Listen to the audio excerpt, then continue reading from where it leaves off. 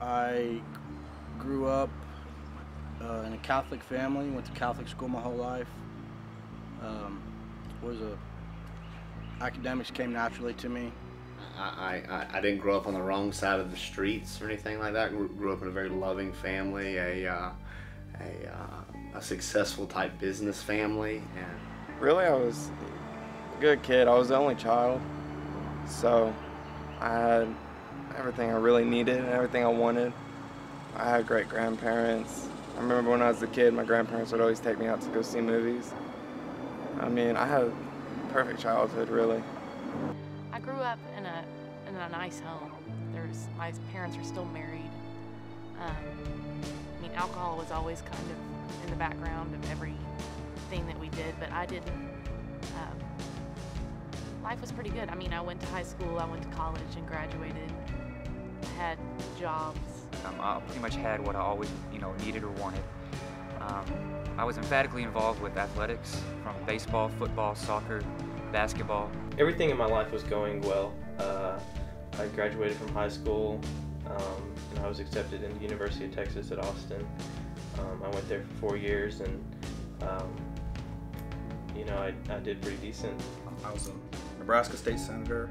I was on national committees, passed 6 my own laws, and co-sponsored about 10 others. Everything was going for me. I just won the primary election. People suspected I had a problem, but I didn't. Like everybody else, I was the last one to find out. I was a wife, a stay-at-home mom. I had 3 kids that were very energetic, and I ran them from place to place. You know, the typical housewife. The best thing I had going for me before addiction started was I was pretty popular in school, had good grades.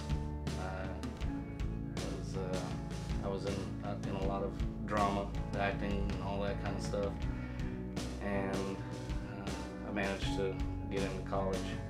That was a big deal to me.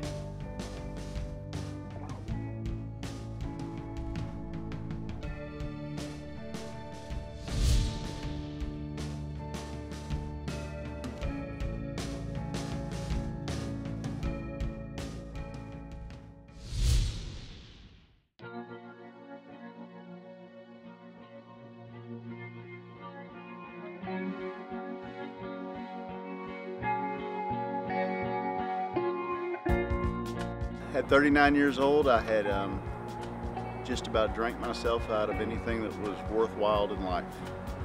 A month later, I got arrested for prescription fraud, and that kind of started my downroll, my spiral. And I got arrested again, and eventually I had to withdraw from office. A year later, almost exactly a year later, I was living in a homeless shelter. Puzzled. I was like, how do you end up in a homeless shelter when you're a senator? I mean, I knew important people. I was very important. I started off kind of with prescription drugs and drinking at the same time, and then did marijuana for a while, and then was mixing them all together until I finally found crack, and it just whoosh, like my whole life just went down the tubes. I started trying other stuff like cocaine, meth, X, prescription, pills, under-the-counter pills, over-the-counter. I overdosed. I knew inside that something was just totally wrong, and all I could do to cope with that was to drink or use cocaine. There came a point where I couldn't sleep at night, or I'd wake up during the night, and in the middle of the night, I'd drink. And I did hit rock bottom. Was even working with alcoholics and addicts in treatment, and then felt that I was somehow exempt from addiction, and was kind of toying with that stuff myself. And I would actually leave sessions and go to my dealer and just feel kind of bad for those people that I was treating, that they couldn't kick their addiction. And then finally got to a point where I couldn't quit myself.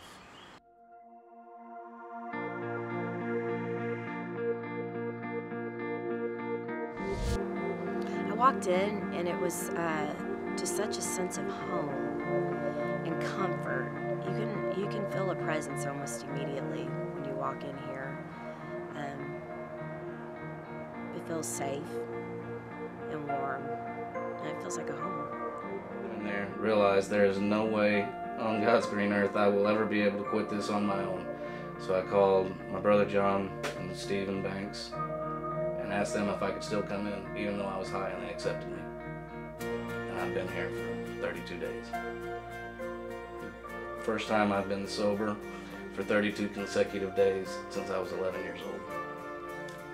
It works. It works. I feel better now than I have in years. Started trying treatment in 06. Tried a lot of different treatment centers, and none of them were like this place. Nothing but a bunch of smiling faces greeting me, welcoming me in, assuring me that this was a place where I'd find the answers to all my problems. When I got here, my first thing was to take everybody else's inventory. Look at that guy in that place, and I'm not as bad as, or I'm worse than, and I don't like him and all that. What happened to me was I'd been taking everybody else's inventory and trying to blame everybody else for what was going on in my life my whole life. And they asked me how well that was working, and it wasn't working too good. So the process that they took me through here, well, there was nothing to get here is what I found out. It was a fact-finding mission to get rid of a lot of the crap I wasn't, and who I was started to show up. And so what I say today, I guess 3 years removed from it, is everybody seemed to change. Everyone didn't seem to bug me as bad anymore. And it wasn't them. It was something that had happened to me internal.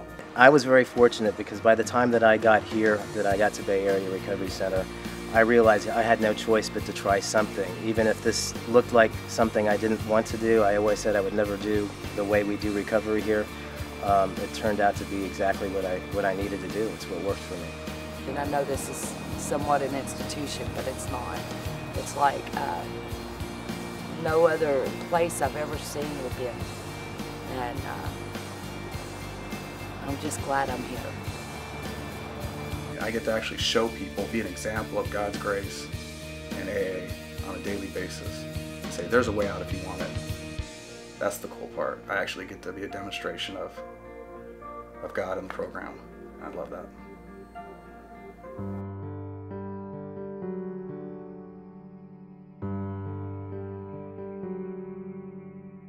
The most important thing I got out of Bay Area Recovery is finding out what's wrong with me, why I did what I was doing, learning how to get in touch with God, and helping other people. This program teaches you to realize that it's all about others, helping others, and finding your own conception of your higher power. It's a real great program. It's changed my life completely around. I'm living happy, joyous, and free. Like no matter what I've done, no matter what I'm gonna do, if I just take one day at a time, like 24 hours, like what a theory, but it really does work. And so I don't know, and I've just learned to like let people in and be real with people. I've never been happier in my life. I'm 10 months sober, and it's a beautiful thing. I try to, and they showed me how to help others. God made me house manager for 3 months, and He knew that I wasn't very good at helping others. I was good at helping myself. Well, being a house manager is all about getting involved, helping others. Being sober is just a byproduct of what you get when you're willing to work the steps and take suggestions and ask for help. I honestly never thought that I could be free of the obsession to drink. I just thought that I would have to live without drinking. I always thought that I'd always think about drinking. And they're telling me here that I'm gonna be free of that. And my gosh, my heart sinks every time I think about that. Because if I can go through my life and not think about drinking, that is my ultimate goal. Because all from that right there will stint for the rest of my life of being a better man. And that is my goal.